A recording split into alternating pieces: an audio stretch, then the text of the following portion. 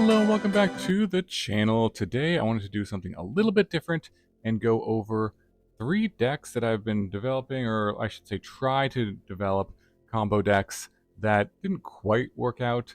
I usually only post decks that have 50% win rate or a winning record, usually when I'm playing them, and sometimes I develop decks that really don't. Actually, a lot of the times there's some pretty jank stuff that just doesn't make the channel, but I didn't want to make some of the cool wins with those decks just go to waste, so I thought I'd show off some of the decks that I tried to make work, and maybe you have some ideas of how to make them more consistent or have them to work or just play for fun, in the play queue or whatever. But this first one is a blue-black combo deck built around the new Naga Fleshcrafter. 4 mana for 0/0, and you can have it enter as a copy as any creature on the battlefield. However, mostly using it for the renewability of 3 mana to exile it from your graveyard, put a +1/+1 counter on target non-legendary creature. Then each other creature you control becomes a copy of that creature. So the idea was to target a Bloodletter of Aclazotz and make all your creatures into copies of Bloodletter of Aclazotz, which would basically make you attack for a lethal damage very easily, because the effect of this, it says if an opponent would lose life during your turn, you lose twice that much life. Instead, it kind of it doubles the amount of damage, but then if you have 2 of them, it quadruples the damage. If you have 3 of them, it does 8 times the amount of damage. So any attack with these is pretty much going to be a lethal attack. So if you have all your creatures turn into Bloodletters that turn, you're going to kill your opponent most likely with the attack. So that's kind of the idea of it. The deck was a little slow, a little clunky, although not bad overall.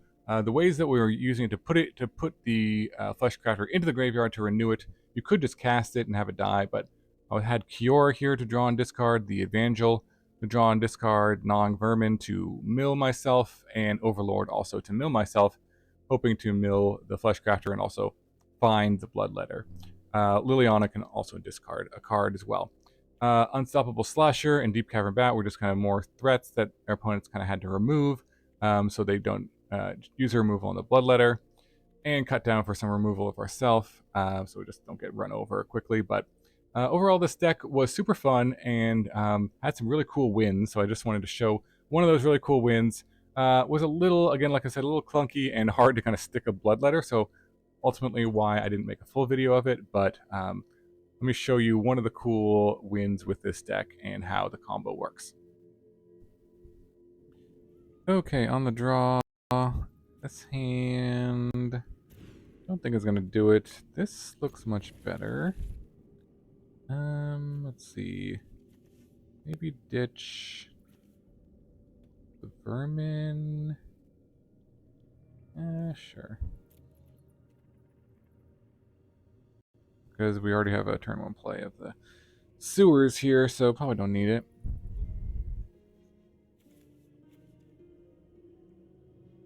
Opponent with those dragon sleeves? They look like dragon sleeves. I'm not sure. Alright, the old mono red. Wouldn't expect anything less. Well, it's land, it's awkward, but I think we might just be playing cut down next turn anyways, so I think it's okay.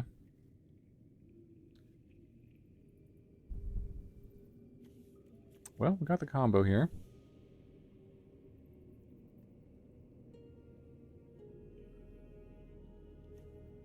Opponent in the tank. Yep. Mouse? Okay, well, at least it's not a mice, a 1-drop mouse, manifold mouse. Let's go play this. Don't think we want that really. We can cut down now to prevent a pump spell. Don't want to have to deal with that. We try to kill it, combat, and then pump it, whatever. Oh, there's another one. Okay. Well, Let's see. We can play the Slasher as a blocker. An awkward another second island. We can play this and discard this. Let's play the Slasher. It's a good blocker too. And come back. Guess you could make a copy of it as well.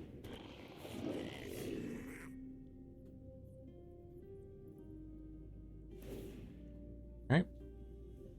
Gonna give double strike.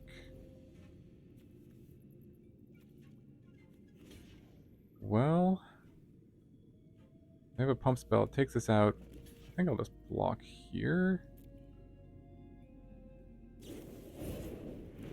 Alright. We're gonna double strike there. And that's gonna die. Slasher lives, though. Double strike and trample. Kind of a problem. Well, we could play the Bloodletter and force them to block. But then we're probably... I don't want to say... might be dead on the backswing if we do that. But...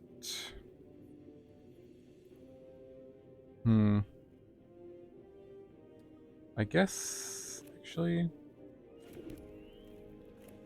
Let's play Bloodletter. Does force a block.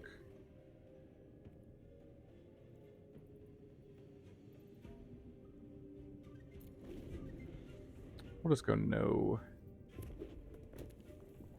attacks here.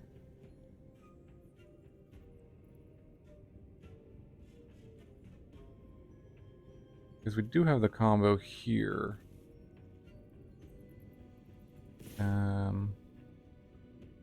You're gonna attack with both. Feel like trample and double strike. So this is 4 as it is.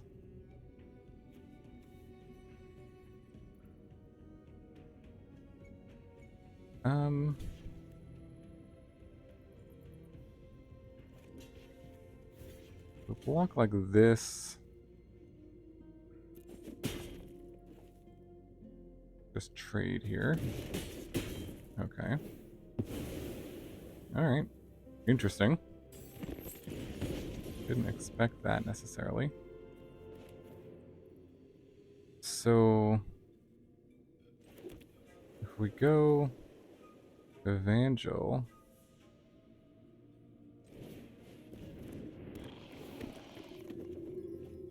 discard the Fleshcrafter... and then Fleshcrafter here. That turns all of them into Fleshcrafters, and this is a lot of damage. Wow, okay. Yeah, that worked.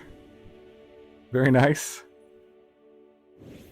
Very nice. All right. Okay, hope you enjoyed that game. Next up is Heirloom Dinos, which was a deck I was trying to develop based around the new Herd Heirloom, which is 2 mana. Tap to add 1 mana any color, spend it only to cast creature spells, and then its other ability to tap target creature you control power 4 greater gains trample, and whenever it deals combat damage to a player, draw a card. So a pretty powerful artifact, and I could see this fitting into some creature decks, some kind of ramp decks. I thought I'd try it in dinosaur decks because this ability to kind of give any creature trample and draw a card is quite good. A lot of the dinosaurs have really high power, but no trample, such as Gigantosaurus also. So giving trample to Gigantosaurus is pretty sweet, as well as the Hammerskull and the Regal Imperosaur. So that's one use of the card. The other thing is just it ramps really well and easily. When you're playing dinosaurs, you get 8 1-drops here that can ramp you. The Lorekeeper and the Llanowar Elves. So I was thinking with this Heirloom, you could actually go like turn 1 Llanowar Elves, turn 2 Heirloom, and then play another 2-drop on the same turn, such as the Yearling. And then on turn 3, you'd have access to 5 mana, so you could play Gigantosaurus, which would turn the Yearling's power into 10, and then on turn 3 attack for 10 trample, and have a Gigantosaurus in play. That was kind of the hope of the deck. And then again, also just playing a bunch of other dinosaur cards. The Impurosaur, which pumps everything. The Hammerskull. Hulking Raptor can give you some extra mana to kind of get to your 5 drops. Or also Galta works really well because everything is pretty high power here. But one of Skullspore Nexus, again, because of the high power kind of theme.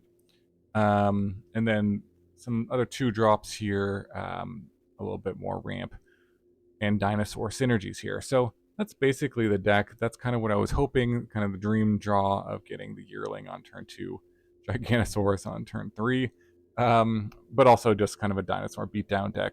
Overall, I think, it's other aggressive decks just are better in general.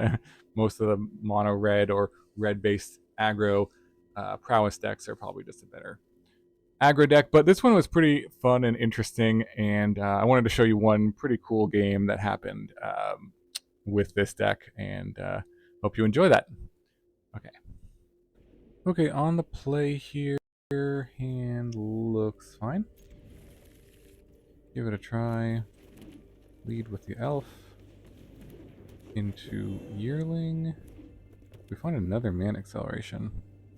Get this on turn 3. Oh, never mind. It's dead, and there's a land. Go for the Yearling.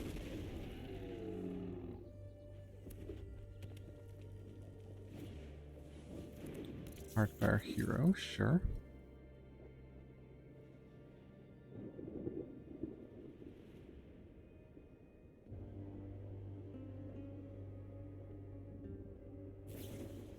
And Might of the Meat. Okay, pump it up.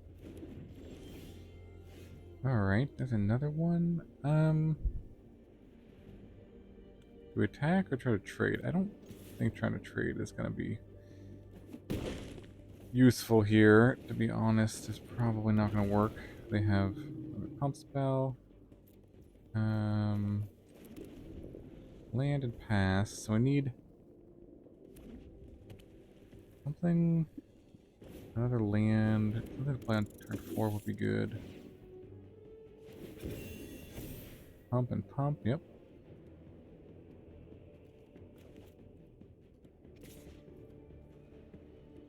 Attack. I don't think I can block. There's a lot of damage.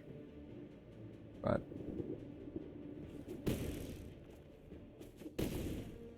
we'll take the hit. Wow. That is a lot of yearlings. Alright. I'm still gonna swing. I could have... Okay, removal. It's fine. Oh, I really want to hit a land here.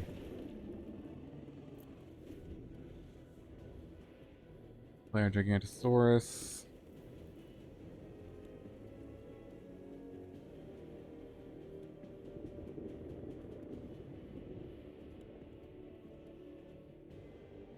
See what they got.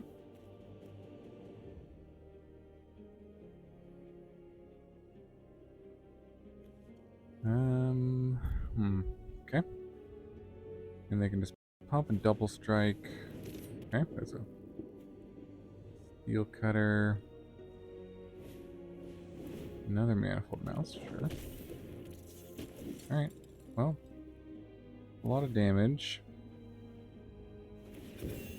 I double strike up both of these. That's 8, 10, 12. Well, we still will win with a land. And yes. Gigantosaurus. Take that, mono red. Take that. 20 trample damage to the face. I guess nice, yeah. Indeed. Game. GG. Sweet, sweet. On to the next one. Okay, hope you enjoyed that game. Lastly, we've got a brew. This is in Pioneer Explorer on Arena. Pioneer in paper or on Magic Online, but all these cards are legal in both those formats. This one is based around the Flame Hold Grappler. which is a 3-mana 3/3. First strike, it says when it enters, you copy the next spell it casts this turn, when you cast it, and choose new targets. So this card kind of creates, it's not an infinite loop, well, sort of, but it creates a loop with Neoform if you sacrifice the grappler on the same turn you play it. So with 5 mana, you play the grappler, you sacrifice it with Neoform. You then can search your library for a 4 mana cost creature. However, you get to copy the Neoform, so you actually get 2 copies of Neoform on the stack. Then you can search for the Narmiha and create another copy of the Neoform, which then you can search for another 4-drop, the Spark Double, which you can then copy the Narmiha, which then you can copy the Neoform on the stack, and basically get all your Spark Doubles, which are then copies of Narmiha, which then all pump each other because they are all wizards. And then the last 2 4-drops you can get are 2 Cactus Folk Sure Shocks, which give everything trample and haste, including each other, and then you attack with a ton of damage. So basically you just have to cast the Grappler and the Neoform in the same turn, and you will most likely win the game. Attack for a ton of damage. So a 2-card kind of Splinter Twin-ish combo. Some of the problems with the deck is that, 4 colors is kind of hard to support. Neoform is mostly the only green card in the deck, but it does kind of stretch your mana base here, this is the mana base I came up with this deck. Probably not a perfect mana base. Probably other ways to build it that might be a bit more consistent, but this is kind of what I was testing when I was playing with the deck. You got some card selection in Fable and Stock Up, and playing the Fire Prophecy and Volcanic Spite, because these let you put cards from your hand back into your deck, which you want to do with these cards because you want to search them out when you have the Neoform. Also draw a card to kind of help you find your pieces here, these 2 pieces. So that is basically the combo here, and then of course removal, Torso Tower, Portable Hole. Just the most efficient removal in the format here to kind of keep you alive, because you have to survive basically until turn 5 to kind of get this combo going, but it does instantly win you the game. The deck restriction on this again is 4 colors and kind of having to have these cards in your deck, but overall it's pretty fun combo to get off. I didn't think it was the most competitive sort of combo. There's more competitive things you could be doing in Pioneer Explorer, but it was pretty fun to try it out and see it go off in Explorer on Arena. So let me show you one game in which this combo did work pretty well. Okay, on the draw, this hand looks okay. See what we can do. Otherworldly Gaze, sure. Graveyard deck. Mill just 1, okay.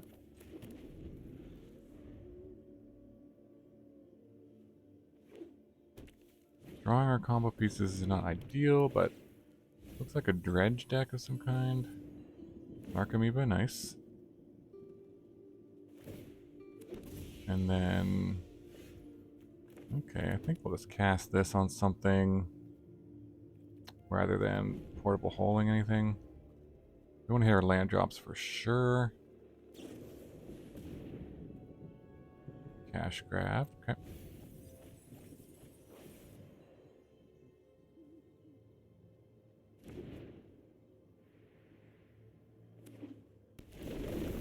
There's a Bloodghast. Yep. 2 Bloodghasts.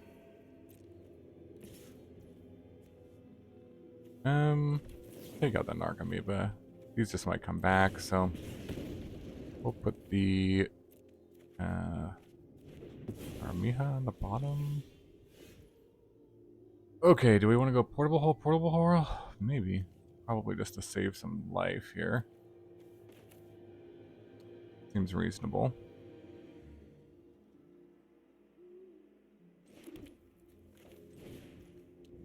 And then next turn we can look for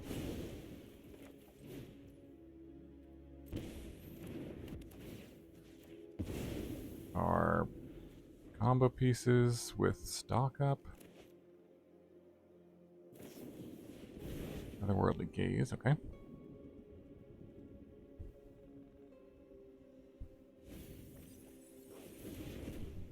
Okay. Got a prize amalgam.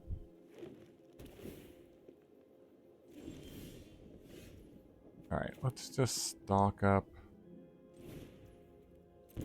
Painful mana base here, but here's a Neoform. We don't necessarily need another land either, I don't think. Yeah, we should be good on our land stuff. So we'll get the Volcanic Spite. Play a tap land. We should be good to go next turn. We do have one of the sure shots in our hand, so that's unfortunate, but Narcomoeba. Fatal Push, okay.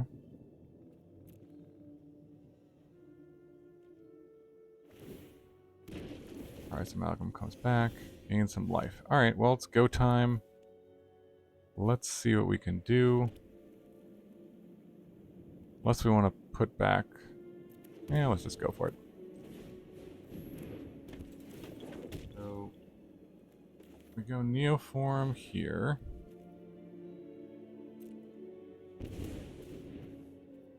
I'm going to copy this. Create another Neoform. I'm going to get the Narumiha, which then copies a Neoform. We then get Spark Double. And then we go Spark Double. And then we go Spark Double. And Spark Double. And Sure Shot. And GG. This will swing for lethal. Give them all trample and haste. And yep, should be game. Alright. On to the next one. Alright, hope you enjoyed that game and hope you enjoyed this video. Let me know what you think about this kind of style of video. If you enjoyed watching some behind the scenes of some of the decks that I tried to develop, didn't quite work out, weren't really getting many wins for me, but did have some pretty cool wins that I did want to show off. Just kind of show off what's possible in Magic and some of the cool combos that are available, even if they're not the most competitive. So yeah, if you enjoyed this video, let me know what you think about it, and I can make some more like this in the future. Usually I make just kind of one deck videos, but kind of some behind the scenes, some of the decks that didn't quite work out to have a winning or at least a 50% win rate. Let me know what you think about it, and I can, yeah, make more like this. So thanks so much for watching. Again, any other comments or ideas about maybe even how to improve any of these decks are also always welcome. And yeah, really appreciate you watching. Hope you have a wonderful day, and I will see you in the next video.